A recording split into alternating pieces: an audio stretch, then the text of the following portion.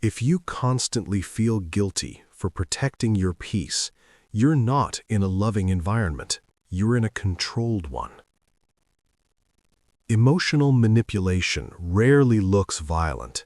There are no raised fists, no slammed doors, no dramatic threats.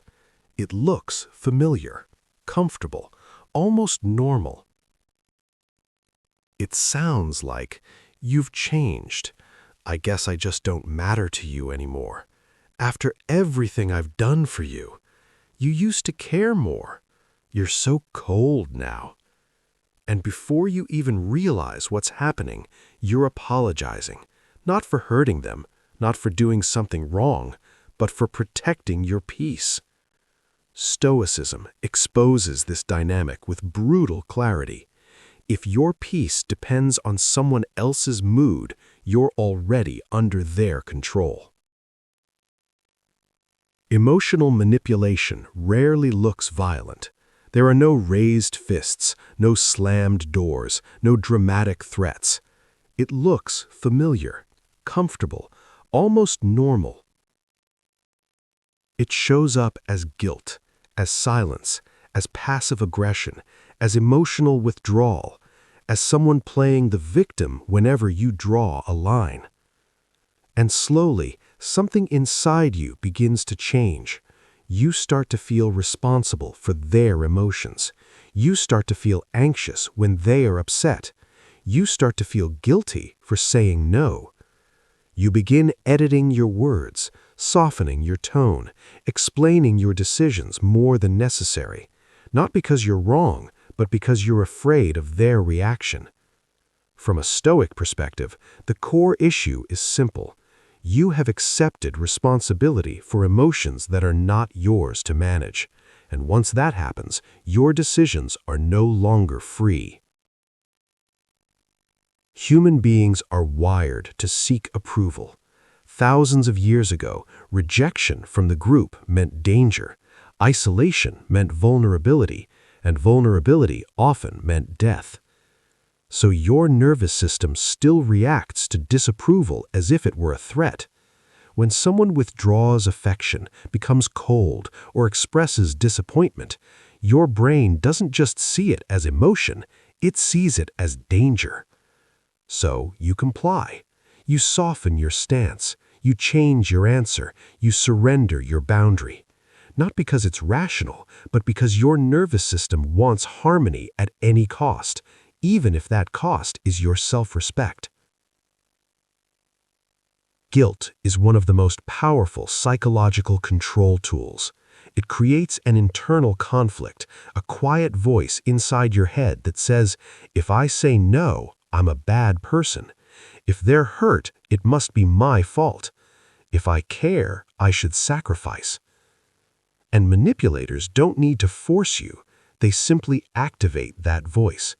They make a comment, they withdraw affection, they act wounded, and you do the rest. You pressure yourself, you silence yourself, you betray yourself.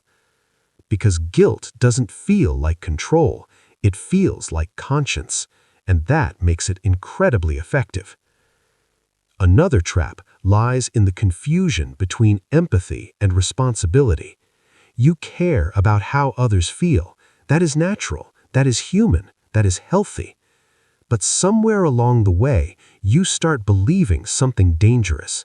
If they're upset, it must be my fault. You start to carry emotions that were never yours. You begin to act like a caretaker of someone else's inner world.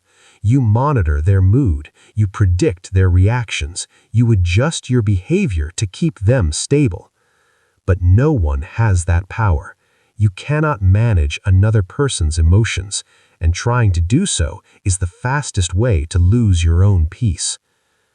Epictetus once said, "It is not things that disturb us, but our judgments about them." Someone's disappointment is not your disturbance. Your interpretation of it is. If you see their disappointment as proof you did something wrong, you will feel guilt. If you see it as a natural reaction to your boundary, you will feel calm. The external event is the same. The internal judgment creates the suffering. Marcus Aurelius wrote, "You have power over your mind, not outside events." Their emotions are outside your control. Their reactions, their tone, their disappointment, their anger, all of it lies outside your authority. Your actions, your choices, your boundaries, your values, those are yours. Confusing the two is where suffering begins, because the moment you try to control what isn't yours, you lose control of what is. Seneca warned, "No man is free who is not master of himself." If guilt controls your actions, you are not free. If someone else's mood dictates your decisions, you are not free. If you cannot say no without fear of emotional punishment, you are not free. And Stoicism is, at its core, a philosophy of inner freedom. Not external power, not status, not influence. Freedom. The freedom to act according to reason and virtue, regardless of emotional pressure. Most people who live under emotional manipulation carry 3 false beliefs. The first, if they're hurt, I caused it. But people can feel hurt for many reasons. Sometimes they are hurt because they didn't get their way. Sometimes they are hurt because they expected control. Sometimes they are hurt because they are not used to boundaries. Their discomfort is not automatically your wrongdoing.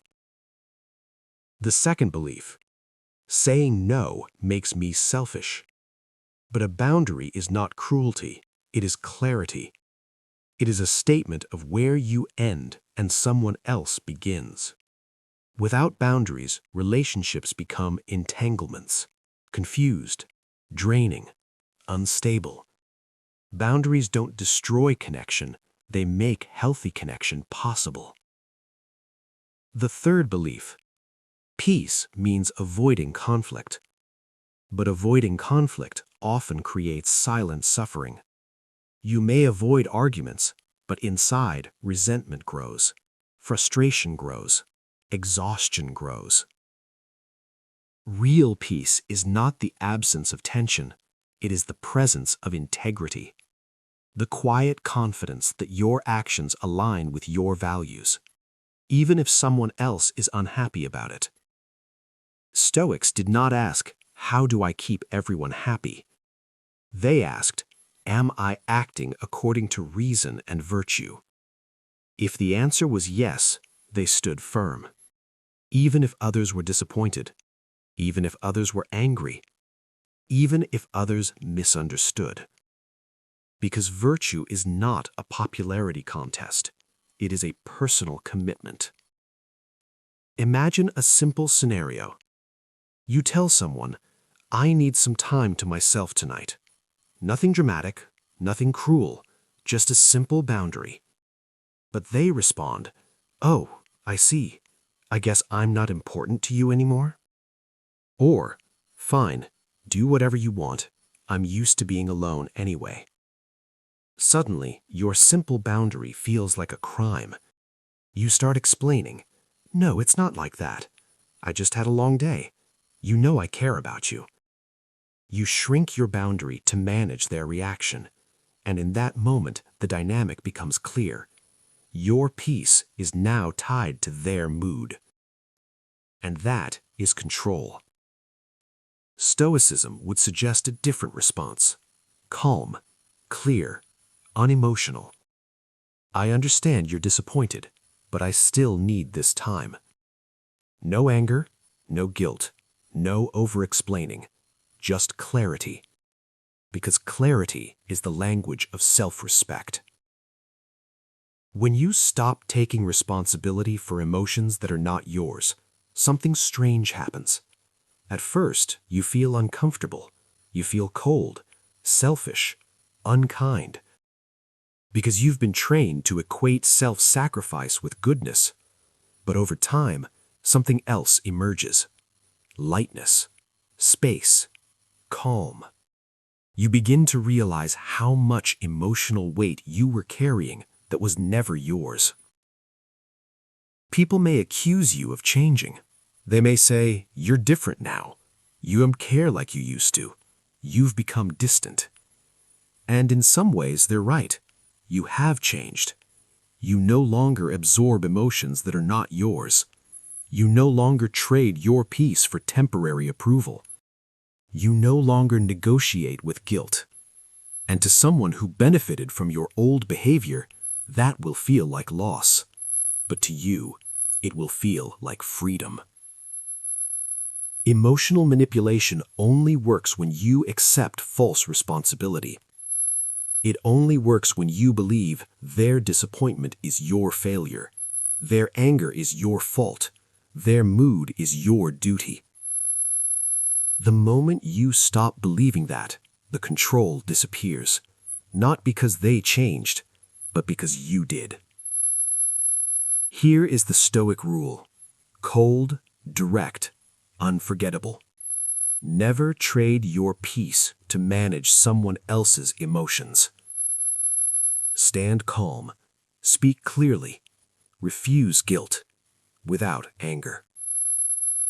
Because you are responsible for your choices, not for their reactions.